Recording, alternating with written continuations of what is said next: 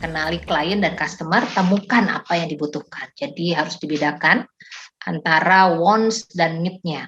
Keinginannya seperti apa dan kebutuhannya seperti apa.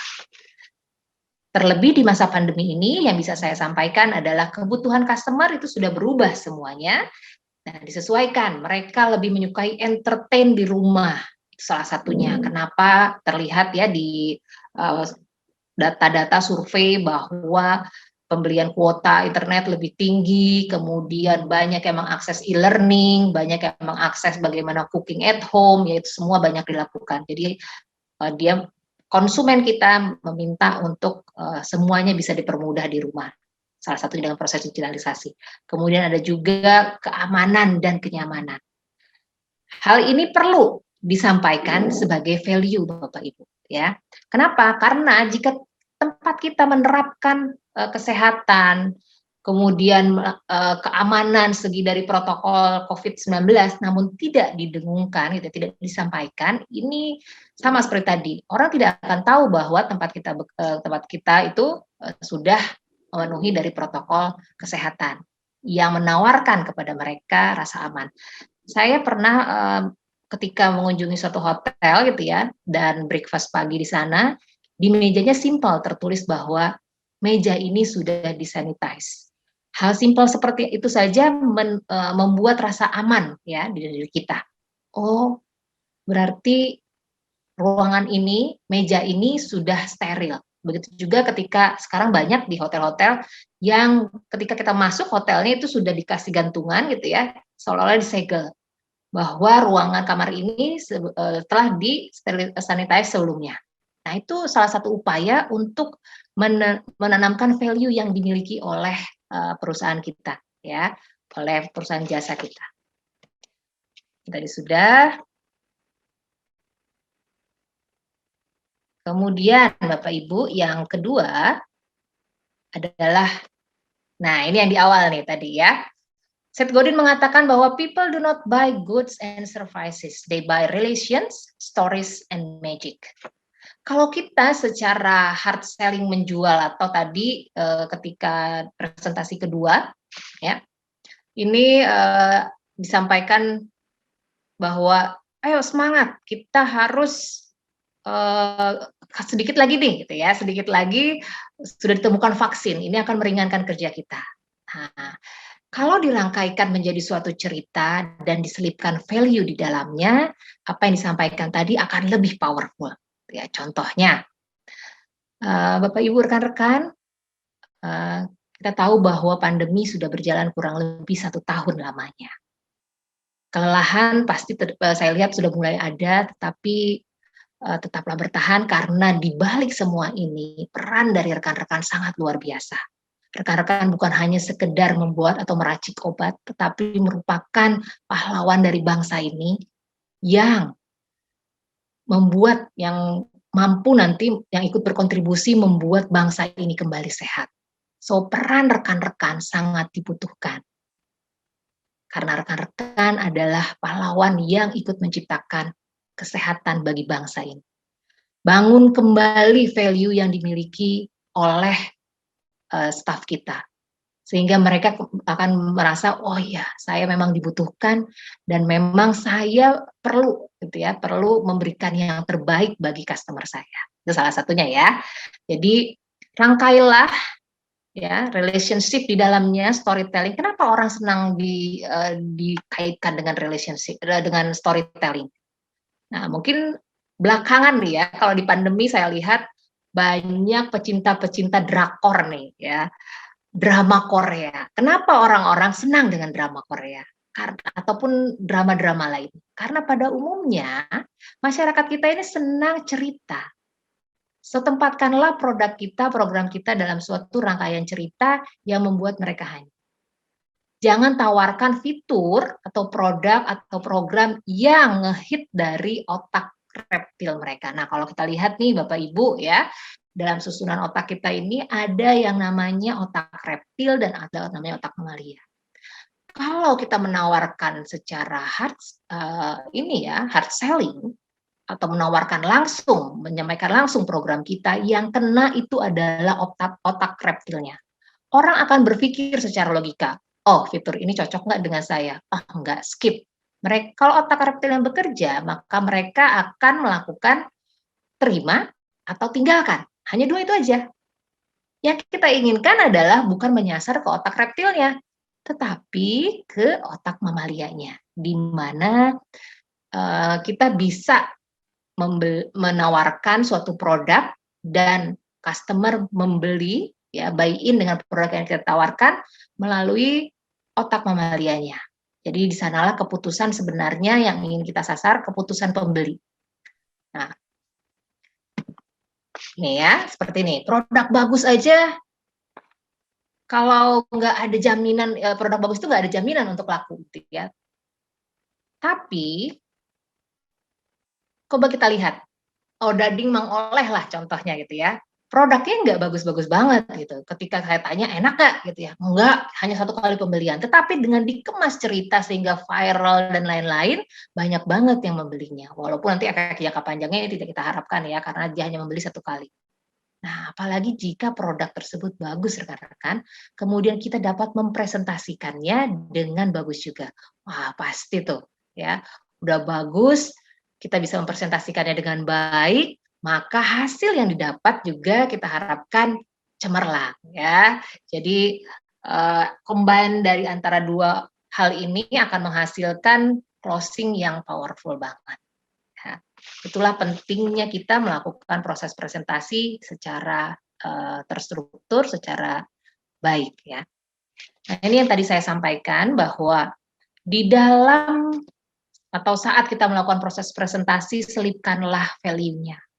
Orang tidak akan melihat lagi bagaimana kita membeli suatu fitur produk, tetapi mereka akan melihat value-nya. Apalagi tadi kan sudah disampaikan ya, Bapak Ibu, di awal bahwa behavior customer berubah dan value yang mereka lebih selektif terhadap barang. Mereka melihat value mana yang bisa dibeli oleh mereka. Mereka lebih selektif karena mungkin ada lebih pos-pos keuangannya pun lebih terbatas gitu ya, lebih diatur lagi sekarang. Nah, diharapkan dengan menyisipkan value ini, kita akan lebih menyentuh sisi emosional mereka. Sehingga mereka memiliki alasan yang kuat untuk tertarik dengan produk tadi, dan akhirnya mau membeli. Ya. Nah, ini tadi yang kita sentuh adalah sisi emosionalnya. Kalau di otak tadi, belahan otak tadi adalah belahan otak kanan, ya, bagian atas, yaitu otak mamalia, yang memproses, oh ini menyenangkan, bahkan produk yang mungkin tadinya mereka tidak butuhkan, ketika otak mamalianya menyatakan, menarik sepertinya gitu ya, ini bisa dibeli oleh mereka. Coba, ada nggak dari Bapak Ibu yang sebenarnya kalau kita lihat di rumah ini nggak butuh-butuh banget, tapi kenapa tadi beli ya gitu. Kenapa tadi kok tertarik dengan salesperson-nya ya, mungkin saat itu presentasi yang dilakukan mereka pas, bisa membuat suasana yang tadinya kita tidak butuh menjadi melihat sisi kepentingan kita dan dibuat seolah-olah menjadi kebutuhan kita. Nah, seperti itu ya. Baik, Mas Mandra, ini saya kalau kita simpulkan sih ya dari yang tadi, 2 prinsip yang harus kita adopsi Bapak Ibu, saya ulangi kembali. Yang pertama adalah ketahuilah customer. Tadi Steve Jobs mengatakan bahwa kenali customer Anda, bahkan lebih dekat ya dari apa yang dari orang-orang lainnya gitu ya. Sehingga Anda dapat mengetahui kebutuhannya jauh sebelum customer itu mengatakan. Jadi kita bisa mengetahui unspoken needs dari customer kita. Dikenalilah gimana caranya. Existing customer kita rapikan lagi, kita lihat lagi, oh kebutuhan dia apa saat ini, produk yang dia sudah beli apa, kira-kira dari latar belakangnya mereka membutuhkan produk apa. Kenali audiens Bapak Ibu leaders di tempat bekerja, apa yang mereka butuhkan, sehingga program yang kita buat, kita kaitkan dengan kebutuhan mereka. Prestasi kerja kah? Atau misalnya keadaan untuk improvement knowledge mereka kah, yang bisa mensupport karir mereka. Jadi tidak hanya semata-mata menyampaikan program atau produknya saja, tetapi benefitnya, ya. Kemudian yang prinsip yang kedua tadi adalah bangunlah suatu cerita yang memiliki value di dalamnya, ya. Jadi tidak hanya cerita saja, cerita yang tidak memiliki nilai, tetapi ada nilai yang membuat customer kita atau subordinat kita merasa bahwa saya harus mengikuti program ini, saya harus beli produk ini.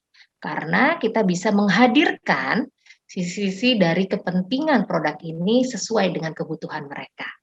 Jadi tidak hanya berdasarkan, Bu, Pak, fitur produk ini kita punya produk A ya Pak, di mana dia bisa membuat kulit menjadi putih, membuat tampilan menjadi cemerlang, tetapi kaitkan dulu dengan kebutuhannya dia dan value yang nanti akan dia rasakan. Ya, dibuatlah menjadi suatu narasi. Jadi tadi konsumen kita, masyarakat kita ini senang bercerita, senang mendengar cerita. Jadi rangkailah dalam suatu cerita yang memiliki value. Ya. Sentuhlah sisi emosionalnya. Jangan hanya fitur produk saja yang menyentuh sisi logika, tetapi kita harus lebih banyak bermain di sisi emosionalnya.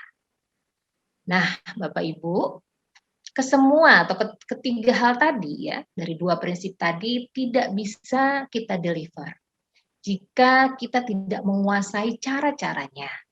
Nah, kayak tadi sepintas sudah saya sampaikan terkait dengan bagaimana kita harus menguasai diri, kemudian menyusun kontennya ya, dan proses delivery-nya. Personality nih, kita harus ketika kita melakukan presentasi, ya, presentasi ini harus dilakukan kayak tadi dengan melihat persiapannya nih ya. Wah, ini kita akan berhadapan dengan level leaders. Kalau personality kita belum selesai, maka yang ada adalah kita menganggap sebagai objek tuh, yang akan dilihat oleh audiens kita. Ubah mindset ini, jadikan bahwa kita hadir, kita menawarkan solusi, kita menghadirkan suatu informasi yang memang mereka perlu dengar, gitu ya, yang berdasarkan kebutuhan mereka. Nah, jadi ketika kita sudah berhasil menguasai diri, maka kegugupan yang tadi terjadi gak akan hadir nih Bapak Ibu. Kalau gugup secara awal wajar ya, tetapi bagaimana cara kita mengendalikan diri kita untuk lebih bisa tampil. Kalau setiap kali tampil masih grogi itu wajar sih ya, saya juga sering grogi gitu, tapi bagaimana cara menguasainya. Ketika audiens tidak peduli, jangan sampai masuk di persepsi kita bahwa mereka nggak suka dengan produk kita, ya. Tapi mungkin cara kita mendelivernya yang tidak sesuai. Kemudian ketika menyusun konten, hal ini juga harus menjadi perhatian bahwa tidak hanya semata-mata menyampaikan produk kita saja, fitur, benefit, tetapi buatlah secara terstruktur. Terstrukturnya gimana Mbak Vivi? Ada why. Kenapa? Kenapa mereka mau membeli produk kita? Mungkin kita lihat dari behavior yang terjadi saat ini dan itu kita sampaikan pada saat presentasi. Kondisinya seperti ini, ada kekhawatiran yang mewakili kekhawatiran mereka sehingga mereka memang menganggap, oh ya, inilah alasan saya membeli produk tersebut. Jadi konten memang harus disusun sedemikian rupa dengan awalan misalnya tadi menarik minatnya, why-nya tadi kenapa produk ini penting. Lalu baru mempresentasikan apa isi dari produk kita. Ya, setelah itu baru how to-nya. Gimana nih produk kita bekerja? Tadi kan fitur-fiturnya produk kita bekerja yang bisa sesuai dengan tadi kebutuhan di pandemi ini. Itu akan lebih baik jika terstruktur dengan persiapan matang ya. Kemudian proses delivery. Proses delivery ini juga kita harus menghidupkan suasana tadi dengan cara salah satunya dengan membuat storytelling. Ya. Menyampaikan tidak hanya dengan kaku gitu ya, tetapi bagaimana kita mendelivernya dengan proses delivery yang baik, melibatkan audiens, tidak sibuk sendiri. Hati-hati juga kalau misalnya menempatkan beberapa hal yang tadinya seperti kita anggap mampu menceriakan, tapi ternyata justru mensabotase presentasi itu sendiri, ya. Nah, teknik berbicara ini bisa Bapak Ibu dapatkan mulai dari bagaimana membangun kesiapan diri, bagaimana menyusun konten, dan bagaimana melakukan proses delivery, ya, menggabungkan tadi, bagaimana mengetahui audiens kita, mengetahui value yang harus ditawarkan dalam satu rangkaian cerita, Bapak Ibu bisa dapatkan di Speak to Change. Nah, sampai di sini mungkin Mas Wandra mengenai presentasi terkait dengan presentasi tanpa penolakan. Jadi kita harus mempersiapkan diri terlebih dahulu, ya, secara personality harus sudah clear dulu. Kemudian susun konten tadi dengan berdasarkan behavior customer yang kita sudah tahu dan kebutuhannya seperti apa, lalu dirangkai dalam bentuk cerita dalam proses delivery. Demikian Mas Wandra. Oke, baik, terima kasih ya Teh Vivi yang sudah memaparkan materinya. Nah, ini ada beberapa pertanyaan yang tadi sempat muncul di kolom chat tapi belum sempat terjawab. Teh Vivi mungkin berkenan untuk menjawab terlebih dahulu. Boleh, ya? Boleh, siap. Yang mana ditanya, bagaimana menggali kebutuhan customer bila tertutup, tidak banyak bicara untuk mengungkapkan keinginannya. Oke, jadi memang pertanyaannya harus pertanyaan terbuka nih, jangan sampai kenali dulu. Makanya tadi sebelum kita menawarkan produk, kita kenali dulu ya Bapak Ibu. Itu dari Pak Bert Renald ya Pak Renald ya. Jadi kalau saja saya Pak, sebelum kita menawarkan produk, kita harus melihat dulu curiosity-nya customer kita ini di mana gitu ya. Bisa saja kalau dia existing customer kita bisa melihat profil datanya ya. Oh, kayaknya ibunya nih kalau dilihat dari ini polanya dia suka membeli A gitu ya. Orang biasanya cenderung akan merasa terlibat jika dia merasa itu memang mainnya gitu ya. Mereka akan lebih terbuka kalau memang passionnya ada di sana. Nah, kita lihat mana nih dari customer behavior yang dia miliki. Apakah kecenderungannya itu sebagai pembuka dulu.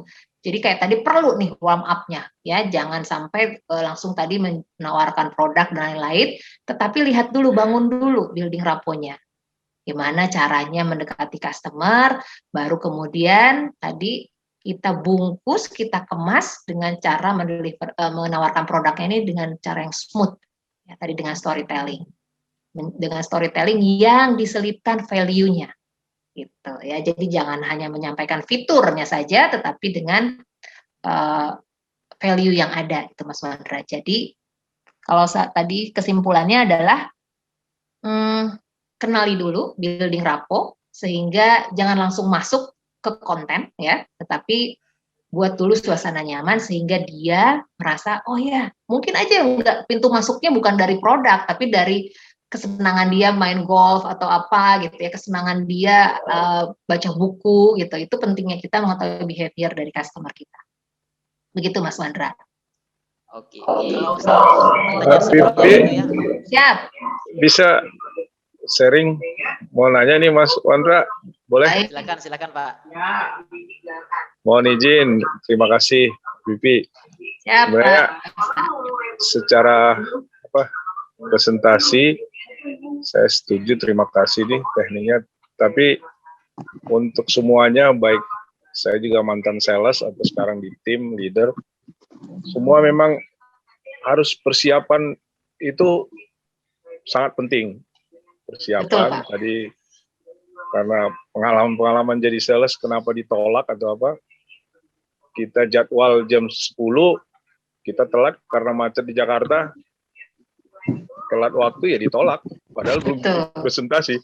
Jadi intinya saran aja, semua materinya bagus ini. Dan ada pertanyaan Bu Pipi ya, Pak. Kan kalau kita awalnya itu kan perkenalan, saya itu sempat setahun itu untuk ngelobi, artinya suatu perusahaan untuk dananya masuk ke bank, hampir setahun baru bisa closing 1 triliun misalnya penempatan dana. Nah itu bagaimana tekniknya, karena levelnya kan pengambil keputusannya itu pendekatan, tapi kita memang dari bawah, dari stafnya, dari wakil direktur keuangan sampai ke direktur. Terima kasih. Salam sukses mulia. Terima kasih Bu Vivi. Ya, terima kasih Pak Sinaga. Wah, ini saya setuju nih dengan Bapak bahwa trust itu adalah kunci utama Pak dari semuanya ya. Jadi tadi betul sekali kalau kan kita membangun relationship nih ya, relationship antara customer dengan kita. Jadi terbukti nih Pak Sinaga aja closingnya 1 tahun gitu ya. Nah ini ada beberapa orang yang memang dia tipenya mungkin melihat-lihat gitu ya. Sebelum gini, coba kita kembalikan ke diri kita sendiri. Apakah jika kita belum terbangun trust, belum terbangun relationship, apakah mau menyimpan dana besar gitu ya pada suatu bank gitu? Memang apalagi di masa pandemi ini nih, kadang-kadang bentrok gitu ya, yang atas meminta sales gitu, tapi kalau kondisi sebenarnya harus terjalin relationship. Nah, yang bisa saya sarankan adalah tetap membangun relationship gitu ya di situ, karena yang bisa saja sebenarnya pengambil keputusan ini kita juga harus melihat Pak, relationship ini bukan hanya dari pengambil keputusan, tetapi siapa messenger pun bahkan bisa ya. Messenger itu bahkan bisa mempengaruhi keputusan level atas. Misalnya nih di suatu bank, di bank ini mah nggak ngantri, di bank ini mah ini itu akan nyampe. Si level pemutus itu akan tanya, lebih enak di mana? Kan kamu yang tahu di lapangan nih. Kayaknya gimana nih kondisinya? Itu bisa saja level messenger pun menjadi pertimbangan dari level pengambil keputusan gitu ya untuk memindahkan. Nah, saya setuju dengan harus terbangun relationship sebelum closing karena proses relationship ini juga tidak gampang, tidak 1 hari 2 hari akan langsung terbentuk. Nah, apalagi jika misalnya ya, saya pernah punya pengalaman nih. Ditawari ada 2 salesperson, Pak. Ada 2 salesperson ya. Yang pertama adalah ketika dia menawari produk ke saya dan saya menolak gitu ya. Saya menolak, respon dari salesperson A ini adalah jadinya cuek ke saya gitu ya. Tetapi pada suatu waktu saya butuh dan akhirnya saya beli produknya, tapi responnya mungkin karena awal dia udah mempersepsi saya, oh ini nggak akan langsung beli gitu, kondisinya seperti ini. Dia acuh tak acuh. Tapi ada salesperson lain yang ketika saya tidak melakukan pembelian, dia terus menghubungi, keep kontak dan menanyakan bukan hanya produk saja, tapi relationship. Saya ketika saya akan memilih untuk membeli pembelian kedua, jelas tidak akan saya pilih. Karena dari segi attitude pun sudah tidak baik, tapi kalau misalnya ketika saya WhatsApp nih ya, dia nggak menjawab seperti seorang salesperson kepada customer. Jadi nggak ada tata krama di awal, misalnya Mbak saya minta flyer dong, kirim aja, tapi nggak ada ini gitu ya, karena dia mungkin ada pengalaman saya tidak menjawab langsung. Tetapi salesperson B ini melakukan hal yang berbeda. Dia tidak hanya menawarkan produk, tapi menanyakan kabar dan lain-lain. Jelas tadi yang saya bilang, untuk pembelian kedua, saya akan memilih yang B. Dan saya yakin mungkin Pak Sinaga juga akan seperti itu ya Pak. Pasti relationship-nya yang ini kan, mungkin dalam pikiran kita, kompetitor kan banyak gitu ya. Saya bisa memilih dari beragam kompetitor Anda gitu. Tidak hanya Anda saja, tetapi kompetitor B pun menawarkan hal yang sama. Jadi betapa pentingnya relationship ini, orang tidak akan lanjut ke pembelian ya. Dan pentingnya tadi presentation itu adalah membangun trust, membangun virtual brand ya dari brand kita. Jadi persepsinya customer yang kita ambil.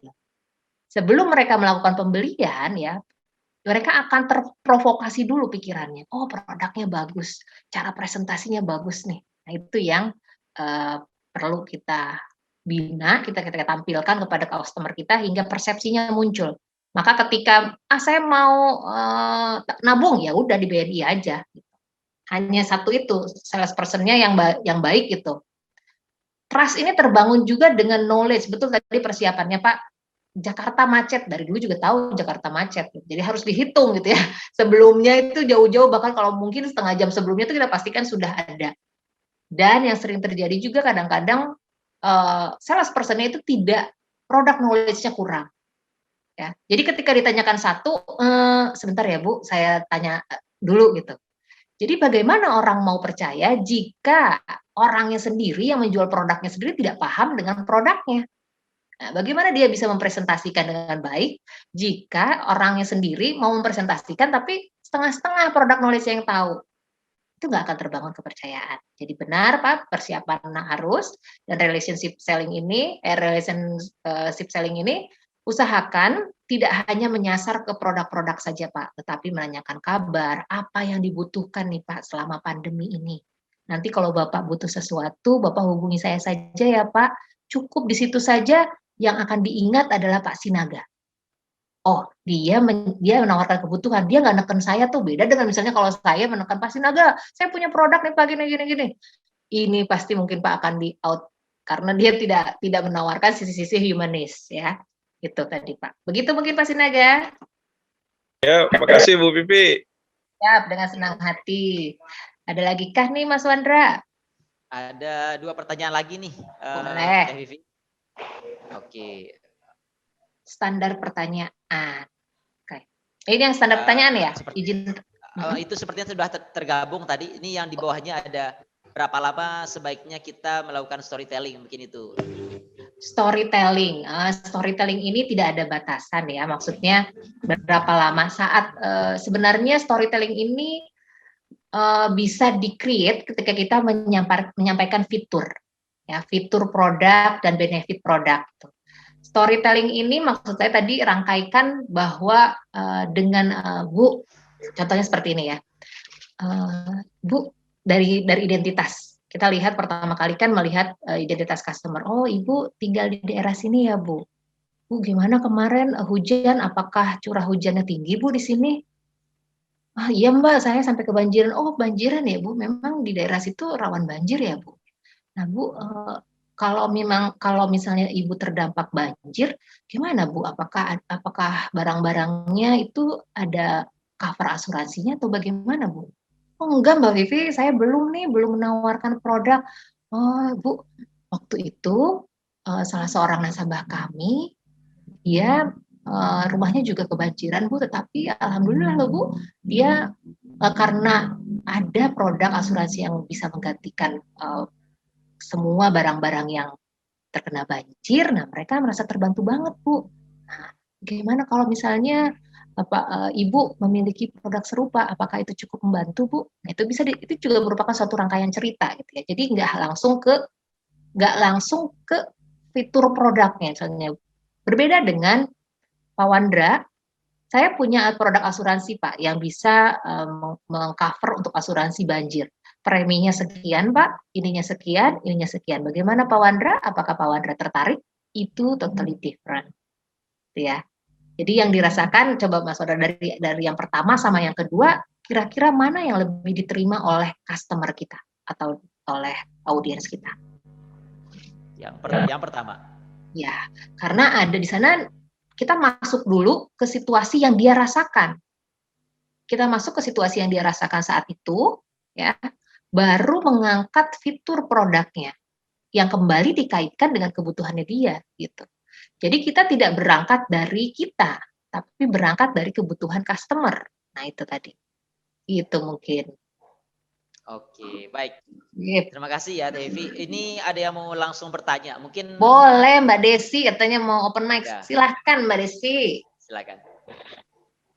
Oke, halo, selamat siang Mas Selamat Wanda, siang. Vivi. Ya. Aku mau tanya sih, kan kadang gini, kalau tadi dilihat dari teknik-teknik yang penjualan ya, bagaimana kita menawarkan atau presentasi terkait dengan produk gitu ya, ada seperti contohnya kedua, itu kan tadi ada storytelling ya untuk pengemasannya gitu. Nah, gimana ya Teh kalau misalnya itu bertolak belakang dengan SOP yang ada di perusahaan. Misal dia sales yang memang tidak secara langsung di lapangan gitu, karena kami ada sales yang beberapa sales yang dari customer experience atau contact center gitu. Nah itu kan kadang ada KPI ya, KPI terkait waktunya, harus berapa lama kita berbicara gitu. Ya. Nah itu sih Teh Vivi mungkin bisa dikasih saran terkait dengan bagaimana menawarkan atau presentasi terkait produk dengan singkat tapi tetap menarik gitu sih. Baik. Nah, terima kasih Mbak Terima Desi. kasih. Sama-sama Teh. Betul. Nah, biasanya ini sama nih ya dengan misalnya seorang customer service di cabang yang harus menyampaikan informasi produk gitu ya. Kan ada SLA-nya nih Mbak Vivi, ada 5 menit. Bayangkan 5 menit masa harus closing. Bapak Ibu, yang diharapkan itu kan tadi bisa saja closing itu tidak terjadi di hari pertama gitu ya. Tetapi bagaimana nih caranya kita mempresentasikan produk di awal pertama kita ketemu menjadi first impression bagi mereka.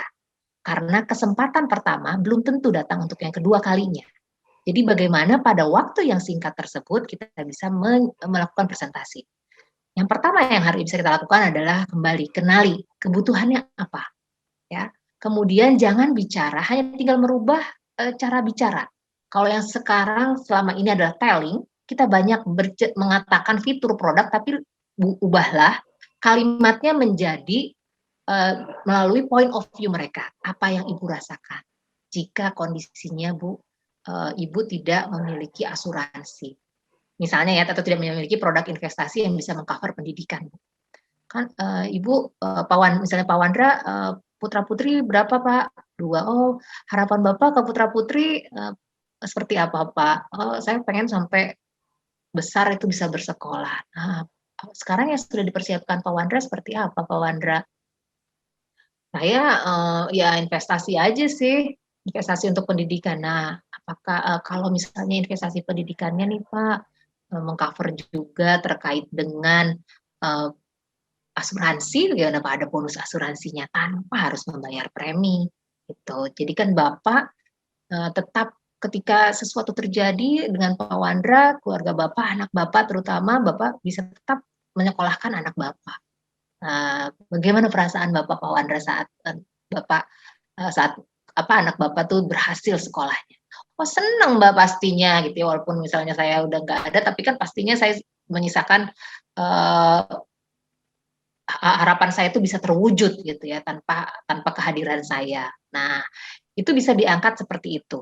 Gitu ya. Jadi sebenarnya hanya tinggal merubah cara susunan kalimatnya saja. Yang semula mengatakan dari fitur produk ini adalah A, B, C, D, tetapi diangkat storytelling itu diangkat menjadi menjadi dari sisi mereka. Itu Mbak Desi. Nah, untuk proses closingnya mungkin saja tidak terjadi saat itu, ya. Tapi setidaknya dalam menit-menit dalam first 7 menit pertama itu, 7 detik pertama itu ya, dia terbangun curiosity, terbangun persepsi ya, yang bisa kita tindak lanjuti. Untuk proses closingnya bisa saja melalui telepon, kembali ya, dan lain sebagainya. Gitu. Kalau di customer service cabang kan ini juga memang betul terkait dengan SLE karena nggak mungkin dia menjelaskan sampai proses panjang lebar sampai closing sementara yang di belakang menunggu. Nah, ini closing tetapi nanti muncul hard complaint. Nah, ini masalah yang berbeda lagi gitu ya. Nah, ini yang harus diperhatikan. Jadi, usahakan kayak tadi latihlah. Ini perlu latihan. Kenapa? Karena kita harus tahu mana nih yang bisa kita skip atau enggak. Kira-kira dari latar belakang customer kita ini memang butuh nggak ya? Jadi tempatkan dalam storytelling itu value-value yang mewakili customer kita. Yang membuat mereka tergerak mau. Tadi Pak, sisi humanisnya bagaimana jika putra Bapak tidak putus sekolahnya gitu. Itu mungkin Mbak Desi ya. Apakah bisa didengar? Baik, terima kasih Teh. Terima kasih Mas. Poin-poinnya dahulu Mbak Desi. Jadi yang tadinya telling mungkin diubah aja jadi point of view mereka aja ya. Betul. Dan tadi selipkan value-nya apa, manfaatnya. Fitur kita dikaitkan, dijembatanin ya ke kebutuhannya ya, ke benefit yang dia bisa dapatkan. Jadi fitur tidak hanya disampaikan sebagai fitur, tetapi dampaknya. Jadi ada linking of benefitnya dari fitur ke benefit tadi. Itu rangkaian customer. Ya, Mbak Desi. Teh sama mungkin kalau tadi dengan contoh yang Teteh kasih ya, gimana nanti Kak rasanya kalau anak-anak sudah besar, pendidikannya terjamin, kesehatannya juga terjamin, itu mungkin bisa jadi nilai closing juga nggak sih? Karena kan kalau dilihat di sini, Teteh tadi ngejelasin juga ya, sentuh sisi emosional gitu ya. Nah itu bisa kali ya dimasukin untuk closingnya juga. Bisa, makanya kayak tadi, itu kan yang kita lakukan adalah memprovokasi pikirannya sebenarnya. Sehingga tadi Mbak Desi yang ingin kita capai itu jangan sampai ketika kita menyampaikan presentasi dia udah defense duluan. Enggak. Karena kita telling tadi gitu. Kalau kita telling jatuhnya ya, itu mereka akan narik diri dulu, enggak, ini jualan nih gitu ya. Tetapi kalau dia disentuh dengan realnya yang dia hadapi kesulitan saat ini, dia akan berpikir ulang gitu. Oh iya benar ya. Ya. Dan dia mau mendengarkan. Jadi bukan otak lizardnya lagi ya yang terprovokasi, tapi otak mamalianya tadi. Kita merasa seperti kita lah, merasa ketika diceritai suatu kisah sedih, ikut sedih gitu ya. Ketika kita diceritai senang, happy, terasa gitu. Nah itu yang kita sasar. Ketika otak mamalianya tadi sudah menerima, itu biasanya produk yang tadinya nggak masuk akal pun gitu ya, untuk ini mereka mau membeli. Itulah kekuatannya storytelling yang menyasar kepada belahan otak kanan kita. Itu mungkin, Mbak. Oke, buat jawabannya. Baik, terima kasih Mas Sandra buat kesempatannya. Ya, sangat bermanfaat sekali. Terima kasih. Sama-sama. Terima kasih. kasih. Mungkin satu orang lagi boleh ya Teh ya? Boleh, silakan. Dan teman-teman yang sisanya kami mohon sepertinya waktunya ini cukup singkat ya. Jadi nanti kalaupun ada kita jawab lagi, tapi saat ini kita berikan satu kesempatan lagi. Terkait ini Teh Vivi, bagaimana tips untuk new customer yang komunikasi sebelumnya responnya selalu jutek?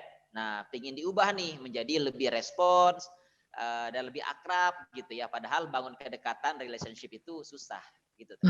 Ya, ini memang perlu suatu perjuangan gitu ya. Tetapi percayalah Bapak Ibu, rekan-rekan ya, customer itu melihat gitu ya.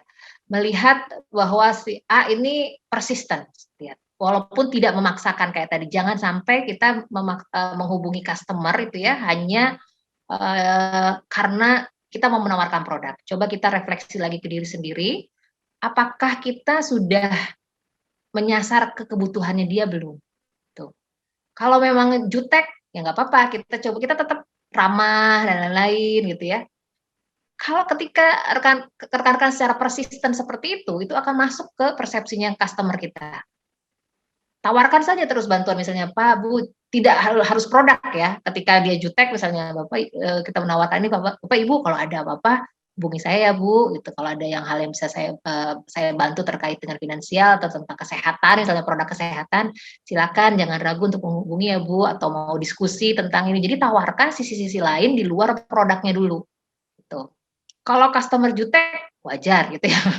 Udah banyak itu pastinya juga rekan-rekan sudah sering menghadapi gitu ya. Tetapi yang tadi jangan sampai kita jadi menganggap itu secara personal ya. Bahwa dia jutek karena kita enggak. Mungkin saja belum saatnya gitu ya. Mungkin saja belum waktunya. Nah, kalau dalam setahun ini saja misalnya kemarin Bapak Ibu belum berhasil ngegolkan suatu presentasi ya, tetapi tetap menjalin relationship yang baik dengan customer, bukan tidak mungkin di tahun ini dia akan kembali menghubungi Bapak Ibu karena Bapak Ibu sudah masuk ke top of mind mereka. Ya. Jadi orang yang repetisi itu kan akan selalu diingat. Begitu juga dengan customer. Ketika kita melakukan repetisi, menghubungi customer gitu ya, menyampaikan yang tidak melulu produk, tapi sisi lain yang dibutuhkan mereka, kita melihat, oh dia memang benar-benar bermaksud membantu saya. bukan hanya sekedar menjual produk. Itu akan menjadi top of mind mereka, dan mereka ketika cari produk ini, pernah ketemu nih, ini aja deh, gitu ya. Karena dia tidak hanya menawarkan produk, tapi benar-benar mengerti kebutuhan saya. Bahkan ya, kalau kita melihat nih, klinik Mayo, kalau kita mendengar cerita klinik Mayo ya, betapa klinik Mayo ini adalah klinik kesehatan yang sudah sangat terkenal Bapak Ibu ya. Dia kan suka terdengar ya, diet Mayo dan lain-lainnya. Ini ada satu klinik Mayo. Jadi yang unik dari klinik ini adalah para dokternya ketika melayani tidak ada batasan, tidak ada meja, itu yang pertama. Jadi hubungannya sangat dekat untuk mengkondisikan bahwa mereka dalam posisi yang sama. Yang kedua adalah ketika menyampaikan suatu suggestion, dokter-dokter ini tidak nge-keep customer-nya, bahwa kadang-kadang dokter kan sakit tapi mungkin ya ada beberapa yang berpendapat bahwa dilebih-lebihkan gitu, sehingga dia tidak boleh keluar dari rumah sakit tersebut. Tetapi yang dilakukan klinik Mayo berbeda. Dokter-dokternya menawarkan suggestion jika hal-hal tersebut tidak bisa ditangani oleh mereka. Mereka berani menawarkan ke kompetitor lain. Apakah ini mengurangi ketenaran dari Mayo? Enggak. Justru customer-nya berpendapat bahwa memang dia bermaksud menolong saya. Bahkan dia berani menunjuk kompetitor yang memiliki kemampuan lebih dari dia. Itu justru membangun kepercayaan dari customer. Gitu ya, itu salah satu yang bisa kita lihat gitu. Jadi maksud saya jangan sampai drop gitu ya. Jutek, tetaplah membangun hubungan baik. Saya yakin walaupun dia jutek gitu ya, itu persepsinya kalau kita terus membangun relationship secara persisten dengan yang baik, tadi kuncinya adalah jangan harus selalu menawarkan produk, tapi tawarkan value yang dibutuhkan, atau apa yang bisa kita bantu dari mereka dengan kondisi yang kita punya. Itu pasti rekan-rekan, Bapak Ibu akan menjadi top of mind di persepsinya customer kita. Gitu ya. Begitu juga dengan seorang leader. Ketika kita tidak melulu misalnya cukup berdampak nih pandemi, salah satu contohnya ya. Orang-orang yang work from home merasa tekanannya 2 kali lipat gitu. Kadang leaders tidak menganggap bahwa tidak melihat sisi lain dari pekerjanya saat di rumah. Padahal pekerja ini belum tentu memiliki ruangan yang nyaman di rumahnya. Kalau dia ibu bekerja, bisa saja dia dalam kesempatan yang sama jadinya harus melakukan pekerjaan sebagai seorang ibu. Kalau dulu terpisah, dia datang ke kantor dan itu akan menjadi pembatas gitu ya. Ketika saya datang ke kantor ya udah di rumah ada Mbak dan lain-lain. Tapi kan sekarang tidak. Dalam kondisi itu banyak leaders yang tidak mau peduli, bahkan jam kerja pun mungkin bertambah karena adanya antras mungkin di sana. Nah, sebagai seorang leader kita harus pahami dari sisi mereka juga, kondisinya seperti apa, dan lain-lain, apakah bisa dikomunikasikan, kenapa hal ini, jadi lihatlah juga dari sisi customer-nya. Ya, bukankah dalam tim itu ada there's no I in team. Jadi bukan hanya saya di dalam tim, tetapi dalam satu semuanya bersaling sambung nyambung gitu ya. Sama juga dengan customer. Jadi jangan lihat dari perspektifnya kita saja, tapi lihatlah dari perspektifnya customer. Begitu mungkin Mas Wadra. Oke, terima kasih sharingnya. Ya, mohon maaf kepada teman-teman. Saya kira memang ada banyak pertanyaan yang hadir hari ini ya. Kita curiosity-nya tinggi banget nih, bagaimana caranya agar yang sebagai pebisnis dagangannya makin laris ya, yang saat ini mungkin jualannya jasa juga semakin banyak customernya, dan banyak hal yang lainnya, ataupun untuk memimpin tim juga tentunya ya, ketika kita presentasi itu didengarkan, diangguk-angguk oleh peserta kita, karena memang bicara penyampaian kita itu kenanya tidak hanya di telinga tapi juga sampai ke hati gitu ya. Oke, terima kasih teman-teman semuanya. Nah, sebelum kita berpisah mungkin terlebih dahulu Teh Vivi mungkin bukan pesan-pesan terakhir, kayaknya agak horor ya kalau pesan terakhir ya. Mungkin ada satu kalimat lagi sebagai penutup gitu Teh Vivi, silakan. Baik, Mas Wandra, yang namanya presentasi ini bukan suatu gift yang tiba-tiba saja bisa kita lakukan gitu ya. Tapi presentasi ini membutuhkan suatu latihan yang kontinu ya, bagaimana menyiapkan diri, dimulai tadi personalitinya, kemudian bagaimana menyusun konten yang baik, gitu, kemudian berlatih proses delivery-nya. So, Bapak Ibu leaders dan rekan-rekan yang bergerak di bidang penjualan, berlatih adalah salah satu cara yang efektif untuk meningkatkan skill presentasi Anda. Jangan lupa untuk menyelipkan ya value dalam setiap cerita mengenai fitur ataupun benefit yang disampaikan oleh Bapak Ibu kepada customer kita. Terima kasih. Assalamualaikum warahmatullahi wabarakatuh. Waalaikumsalam warahmatullahi wabarakatuh. Waalaikumsalam Baik, teman-teman warahmatullahi semuanya. Ya, boleh dong kita kasih applause terlebih dahulu untuk Teh Vivi. Terima kasih semuanya ya. Terima Bapak Ibu kasih. semuanya, mohon sejenak tidak beranjak, saya minta izin 3 menit saja untuk menyampaikan sebuah informasi yang cukup menarik, Bapak Ibu. Kesempatan kita untuk semakin mampu berbicara, mampu mempresentasikan produk kita, ide kita, dan sebagainya dalam masterpiece-nya Academy Trainer, yaitu Speak to Change. Oke, boleh Teh Vivi bantu untuk menampilkan slide-nya untuk menginformasikan kepada teman-teman ya. Oh ya, siap Mas Wandra. Sebentar. Baik. Mohon izin 2 menit saja teman-teman ya untuk menyampaikan. Siapa tahu dari Anda ada yang ingin mengambil kesempatan ini, karena sekali lagi Speak to Change ini adalah salah satu produk masterpiece-nya dari Academy Trainer, sudah melahirkan 33 batch, dan saat ini kami buka untuk batch yang ke 34 Bapak Ibu. Dan jika Anda search terkait dengan Speak to Change, tentu ada sangat banyak sekali muncul di YouTube, di Google, tentu ada banyak sekali informasinya. Nah, Bapak Ibu semuanya, ya, kesempatan ini saya akan sampaikan, tapi terlebih dahulu kita akan saksikan sedikit video ya, video terkait dengan Speak to Change ini yang sudah disiapkan oleh tim Academy Trainer. Oke, boleh videonya ditampilkan, Mas?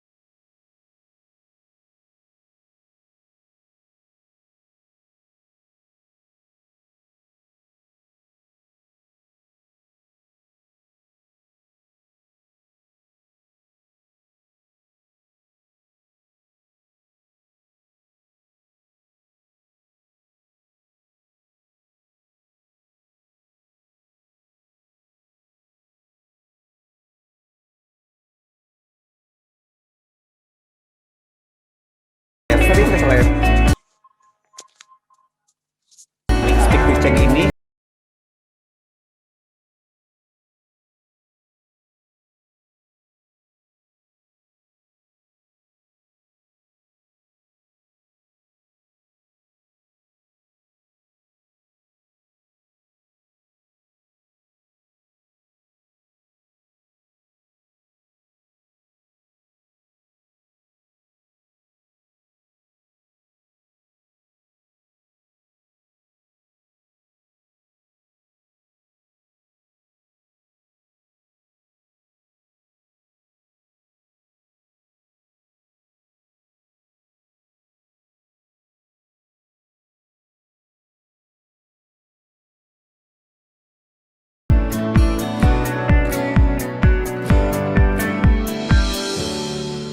Oke, baik, terima kasih. Nah, di sini tadi ada Pak Ferry ya, selaku alumni dari batch 32, kata beliau nostalgia katanya. Betul sekali ya Pak Ferry ya. Nah, teman-teman semuanya, insya Allah untuk batch 34 ini itu akan dilaksanakan selama 4 hari. 2 hari itu online, 2 harinya offline. 2 harinya yang online nanti akan dilaksanakan pada tanggal 6 dan 13, dan offline ketemu langsung ya, bisa berinteraksi langsung, bisa perform nanti di sana juga, itu tanggal 20 dan 21. Nah, lokasinya itu ada di Kampung Hening, teman-teman.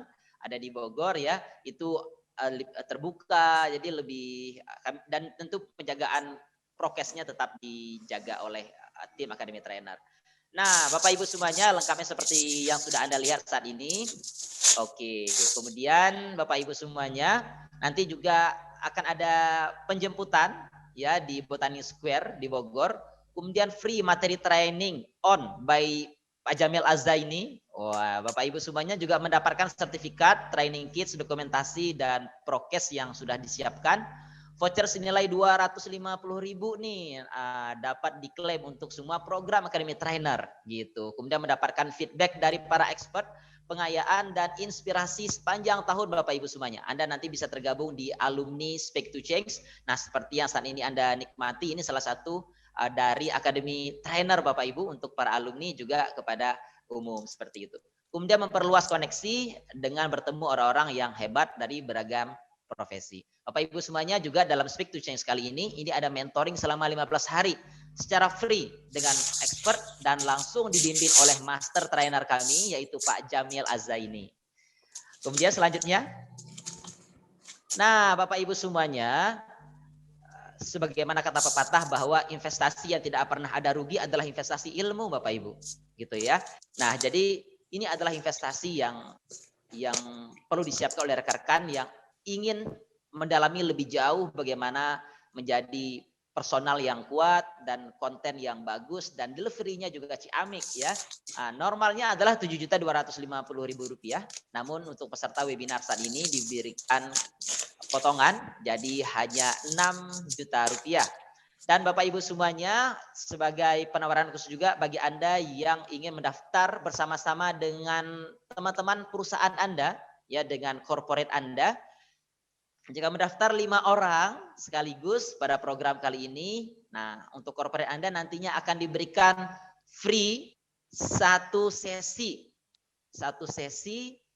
dari Academy Trainer ya senilai belasan juta rupiah untuk seluruh company Anda, gitu ya, untuk seluruh corporate Anda. Syaratnya tadi 5 orang ikutan pada kesempatan kali ini. Dan Bapak Ibu semuanya, untuk peserta yang ikut webinar hari ini, Anda cukup DP sebesar Rp2.750.000.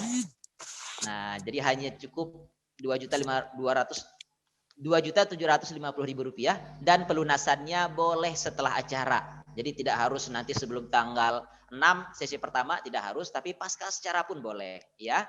Demikian Bapak Ibu semuanya. Yuk sekali lagi bagi Anda yang ingin memperdalam bagaimana berbicara yang berpengaruh, yuk ikuti acara atau training masterpiece-nya dari Academy Trainer yaitu Speak to Change batch ke-34.